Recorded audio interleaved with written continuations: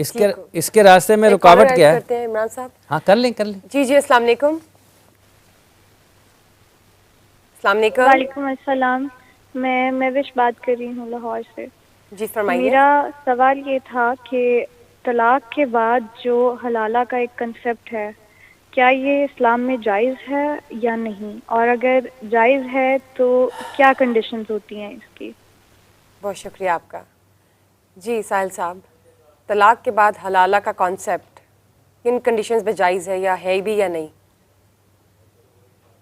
دیکھیں، ایک آدمی سے طلاق ہو گئی ہے عورت کو، اب اس آدمی سے آپ اگلی شادی جو آپ کی اس عورت ایز اے وومن آپ کی جو اگلی شادی ہونی ہے، اوکے، وہ اس کے لیے کوئی اور آدمی جس کی جیسے نارمل سرکمسٹینسز کے اندر آپ کی کسی اور آدمی سے شادی ہوتی ہے 99% آف دا ٹائم، بیکاز آپ دوبارہ سے اس بندے سے شادی کرنی ہوتی تو اسے طلاق کیوں لیتے؟ تو جب آپ دوسری شادی کر چکے ہوتے ہیں کسی اور آدمی سے، اس سے بھی طلاق ہو جائے تو آپ اپنے پہلے شوہر سے شادی کر سکتے ہیں. اس چیز کو زبردستی کرایا جائے، اس کو حلالہ کہتے ہیں. نعوذ باللہ، یہ گناہ ہم نے خود شروع کیا ہوا ہے. ٹھیک ہے، نیتن جب بھی اگر میں کوئی نیتن کی بات نہیں ہے بیٹا، بات سنیں غور سے. جو چیز اللہ تعالیٰ نے نیچرل کورس میں آپ زیادہ راکٹ سائنس بناؤں گا تو آپ لوگوں کو نہیں سمجھنا پتہ نہیں کیا چیز ہے، کمپلیکیشن ہے. ایک لڑکی کی ایک آدمی سے طلاق ہوئی ہے اور اس کی اب اگلی بھی شادی کرنی ہے اس نے کہیں سے، اور اگر کسی اور آدمی سے اس نے شادی کر لی تو واپس اس سیکنڈ شادی کی طلاق کے نیچرل طلاق کے بعد اس کے بعد اب یہ آپشن ہوتی ہے کہ میں اپنے پہلے شوہر سے بھی شادی کر سکتی ہوں، even though 90% of the time وہ نہیں کرتی کیونکہ اسے طلاق ہی وہ لیتی. مگر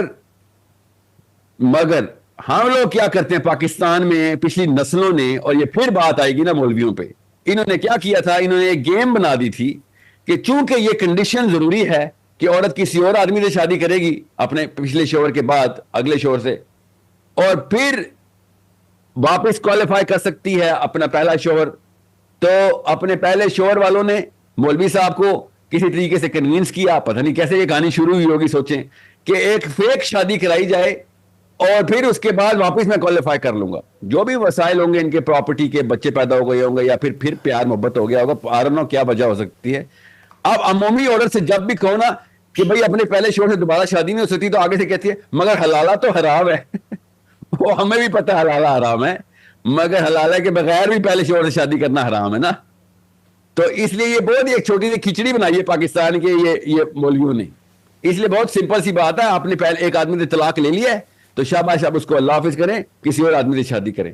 بس پہلے آدمی کا نہ سوچیں دوبارہ. اور اگر آپ کی دوسری طلاق ہو گئی ہے، جو بھی 10 سال 50 سال 10 سال 6 مہینے جو بھی، تب کہیں جا کے آپ دیکھ سکتے ہیں کہ اب میں پہلے شوہر سے شادی کر سکتی ہوں کہ نہیں. دوسرے والے شوہر سے تو پھر شادی نہیں کر سکتی آپ، کیونکہ اس سے تو ابھی طلاق ہوئی ہے. مگر ہم نے کیا کیا ہے، ہم نے ایسا کوئی 2 نمبر طریقے سے حلالہ کرانے کے ایک نیا لفظ نکالا ہے کہ جی کیونکہ حلال سے نکلتا ہے وہ حلالہ، کہ جو پہلا شوہر حلال تب ہوگا جب دوسرے شوہر سے شادی ہوگی. تو وہ ایک پوری ایک گرہ لگا دی ہوئی ہے اور ہر انسان کنفیوزڈ ہے اور ایسی کوئی بے برکتی پھیلائی ہوئی ہے. سو جب بھی میں نا ابھی کچھ کیسز ڈیل کر رہا ہوں، اس لیے مجھے پتا ہے کہ وہ پاکستان میں نہیں ہے، تو ادھر کیا کیا فتوے چلتے ہیں، ادھر کیا کیا لاز ہیں ان ممالک کے. تو ان کو پاکستانیوں سے میری بات چیت ہوتی ہے، تو جب بھی یہ والا کیس میرے سامنے آتا ہے تو میں کہتا ہوں بھائی آپ پہلے شوہر سے دوبارہ تو شادی نہیں کر سکتی، تو کہتے ہیں مگر حلالہ تو حرام ہے. سو یہ ایک ایسی گرہ ہے انہوں نے خود لگائی ہوئی ہے. بہت سمپل سی بات ہے، once you divorce a man you cannot get married to the same man. sorry، کہانی ختم. آپ اگلی شادی کریں کوئی اور، جب اگلی شادی کریں گے اس کی ڈیورس ہوگی تب دیکھیں گے کہ پہلے شوہر کے ساتھ کیا کرنا ہے.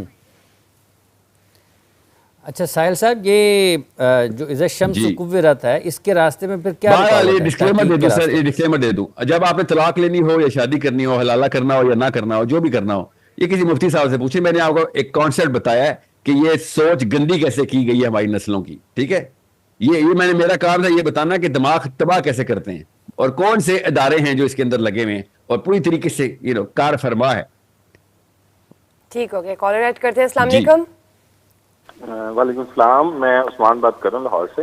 جی فرمائیے. میرا کوشچن ہے ساحل صاحب سے کہ میں چاہتا ہوں وہ نا ایک ہسٹوریکل چیز ہے, اس پہ تھوڑی روشنی ڈالیں. میں پوچھنا چاہ رہا ہوں دیوار گریا کیا ہے, اور یہودی اس کو پکڑ کر جو ہے وہ روتے کیوں ہیں؟ ٹھیک ہے, دیوار گریا.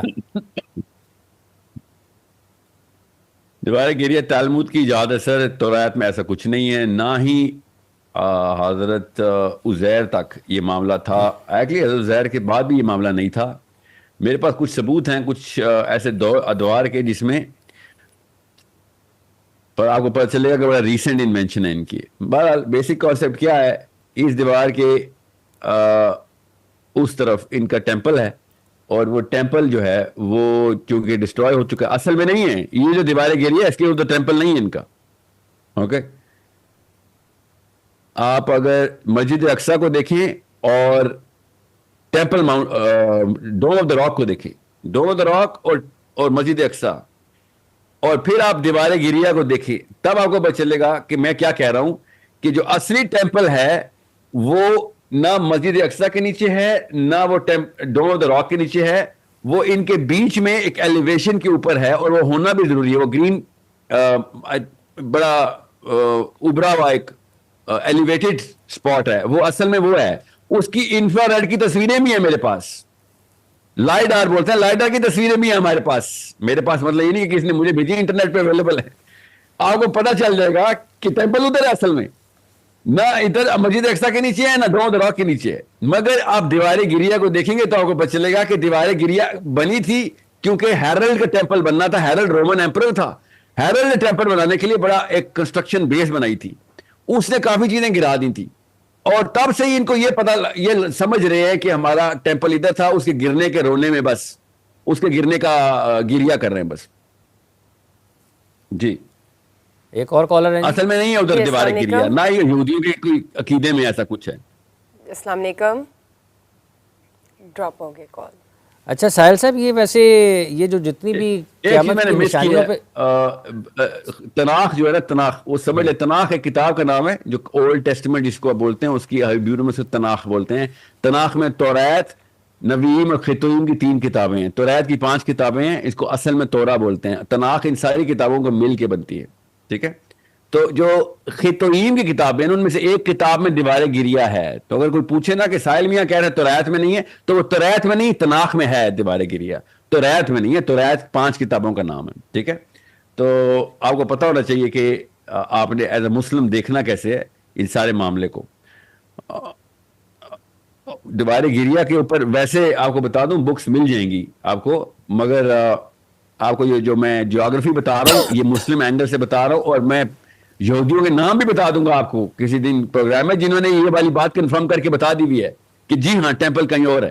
اور سونے پہ سہاگا, میرے پاس حدیث بھی ہے کہ جہاں پہ گی ہارن سپرنگ ہونی ہے وہیں پہ حضرت سلیمان کا ٹیمپل ہونا ضروری ہے, کیونکہ انہوں نے اسام مار کے گی ہارن سپرنگز جو ہے نا وہ جاری کی تھی. سو جب ہمیں اس بات کا پتہ ہے تو پھر تو مسلمانوں کا اینگل زیادہ ضروری اور اسٹرانگ بن جاتا ہے. تو میں تو مسلمان ہوں, میرے نبی صلی اللہ علیہ وسلم نے بتا دیا کدھر ہے وہ چشمہ, اور یہ ہمیں بھی پتہ ہے کہ یہودی مانتے ہیں کہ چشمہ ٹیمپل کے اندر ہونا ضروری ہے. تو نہ مسجد اقصی کے نیچے چشمہ ہے, نہ ڈوم آف دا راک کے نیچے چشمہ ہے. Where is the Gihon spring, you will find out where the wailing wall is. Willing وال کسی اور جگہ پہ ہے, وہ ہیرلڈ ٹیمپل کا وہ ہیرلڈ کا بنایا ہوا ٹیمپل ہے جس کے گرد ویلنگ وال ہے, وہ حضرت سلیمان کا ٹیمپل نہیں ہے. Okay, so I am just telling you all, جو ویڈیو کو بار بار دیکھ کے ذرا سا سمجھ جائیں گے اینگل کیسے پکڑنا ہوتا ہے آپ نے. ٹھیک ہے, I hope every one is clear کہ یہ سوال کیا تھا اور کیسے میں نے کس کو کیا ہے. بہرحال توریت میں جینیسس, ایکسڈس, لیویٹیکس, نمبرز اور ڈیٹرانومی کی کتابیں ہیں, اس میں ایسا کچھ نہیں ہے. یہ کوئی ویلنگ وال ہمارے عقیدے میں نہیں ڈال سکتے ہیں, کیونکہ اگر ہم مانے بھی نا آمنت باللہ, جو اللہ اور اس کے رسول اور کتابوں پہ ایمان رکھتے ہیں, تو ان کتب میں و کتبی کے اندر جو توریت ہے وہ تناخ نہیں ہے, وہ توریت ہے. تناخ کے اندر خطویم بھی ہے, اور چلے خطویم میں زبور بھی ڈال دیتے ہیں, سامز ادھر ہی ہے, تو صرف سامز کی کتاب ڈالیں گے, اور باقی کی جتنی بھی خطویم ہے اور جتنی بھی نویم ہے وہ اس کا کوئی تعلق نہیں اسلام سے, نہ ہمارے سے. وہ اصل میں یہودیوں کی اپنی بنائی ہوئی ایک کلیکشن آف بکس ہے. ٹھیک ہے جی, کالر ایڈ کرتے ہیں. السلام علیکم. وعلیکم السلام جی، میں فیصل بات کر رہا ہوں فیصل آباد سے. جی فرمائیے. جی میرا ساحل صاحب سے سوال ہے کہ شب معراج کے واقعہ کے اوپر روشنی ڈال دیں اور ساتھ یہ بھی بتا دیں کہ کیا حضور صلی اللہ علیہ وسلم نے ٹائم ٹریول کیا تھا، ٹائم ٹریول کے معاملے پہ بھی اگر وہ روشنی ڈال دیں.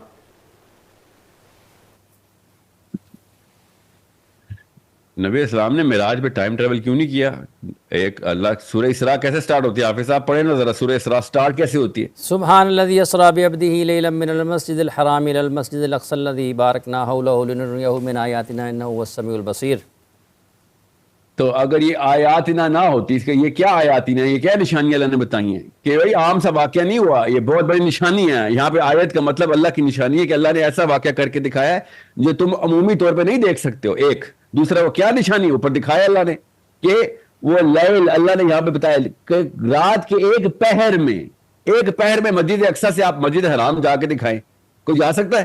اور اگر ایک جا بھی سکتا ہوتا، فار ایگزامپل کوئی بہت ہی تیز فلائٹ پکڑ لی ہم نے، ٹھیک ہے، تو اگلا کیا واقعہ ہوا ہے مسجد اقصیٰ سے اوپر کا، وہ معراج کا واقعہ ہوا ہے، وہ کر کے دکھائے کوئی، اور وہ سمجھ لے کر بھی لیتا ہو تو بھائی وہ ایک پہر میں کر کے دکھائے.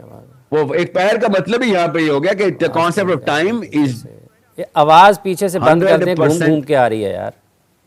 جی جاری رکھیں ساحل صاحب. وہ کچھ آڈیو کا ایشو تھا، وہ ویسے ہی دیا. جی تو ابھی میری طرف سے آڈیو کلیئر ہے آپ کی؟ جی بالکل آ رہی ہے. تو یہاں پہ اللہ تعالیٰ نے یہ لفظ استعمال کر کے میں بتا دیا ہے کہ ایسا نہیں ہوا کہ وقت رک گیا ہو، یہاں پہ وقت رکا اور واپس آیا. نہیں، وقت گزرا ہے اور پھر نبی اسلام واپس تشریف لائے. ٹھیک ہے. لیکن ساحل صاحب یہ جو پھر جو جنت اور دوزخ کے معاملات ہیں، جس طریقے سے اس حوالے سے حدیث ملتی ہیں کہ اس سفر میں نبی کریم صلی اللہ علیہ وآلہ وسلم کو جنت کے لوگوں کے بارے میں بھی اور دوزخ کے لوگوں کے بارے میں بھی بتایا گیا. تو ابھی تو قیامت آنی ہے، تو یہ تو اس کے بعد کے قیامت کے بعد جنت اور دوزخ کا ایک حیثیت نظر آئے گی نا، کہ اس وقت لوگ جنت کے لوگ جو ہیں وہ جنت میں چلے جائیں گے، جہنم والے جہنم میں ہوں گے. تو اللہ کو تو پتہ ہے نا، اللہ تو وقت سے آزاد ہے. نبی اسلام بھی وقت سے آزاد ہوئے نا معراج پہ جا کے. آپ سوچیں نا ذرا، نبی اسلام نے تو سورج گرہن کی نماز کے وقت ہی بتا دیا تھا، میں نے دیکھ لیا ہے کہ عمر بن لوحی خزائی جو ہے اپنی آتے زمین سے اٹھا کے پیٹ میں واپس ڈال رہا. کدھر؟ دوزخ کے اندر. نبی اسلام کو اس وقت دکھایا گیا نا. ایک نبی اسلام کے سامنے وہ نظارہ لایا گیا جب سورج گرہن ہو رہا تھا. پتہ ہے نا آپ کو اس حدیث کا؟ تو عمر بن لوحی خزائی تو قبر میں بیٹھا ہوا ہے according to our timeline. وہ دوزخ میں کیسے پہنچ گیا؟ نبی صاحب نے کیسے دیکھ لیا؟ پھر معراج کے اندر دوزخیوں کو نبی اسلام نے دیکھا، جنتیوں کو دیکھا، سزائیں ہوتی بھی دیکھی. دوزخیوں کو پوچھا، جبرائیل امین نے کتنی سزاؤں کا بتایا، کتنے لوگوں کا بتایا، بالکل بتایا. پھر جنتیوں کو دیکھا نبی اسلام نے. ہر طرح کا معاملہ اللہ تعالیٰ نے نشانیاں دکھائیں جو یہاں پہ اللہ تعالیٰ اس صورت کے شروع میں بتا رہے ہیں. تو وہ کون لوگ تھے جن کو دیکھا؟ حافظ صاحب وہ انسان ہی تھے نا. وہ اصل میں بھی پیدا ہو کے مر کے دوزخ میں گئے ہوئے انسان تھے. تو وہ کیسے جنت میں چلے گئے؟ وہ ایسے جنت میں چلے گئے. جو کچھ بھی ہونا ہے، یہ وقت جو ہم جس وقت سے گزر رہے ہیں اس وقت کی ہم مفلوج ہیں. ہم مفلوج ہیں اس وقت کے اندر. نبی اسلام کو وقت سے باہر لے کے جا کے اللہ تعالیٰ نے وہ سارا واقعہ دکھایا جو اینڈ میں ایسے ہونا ہے. یہ سارا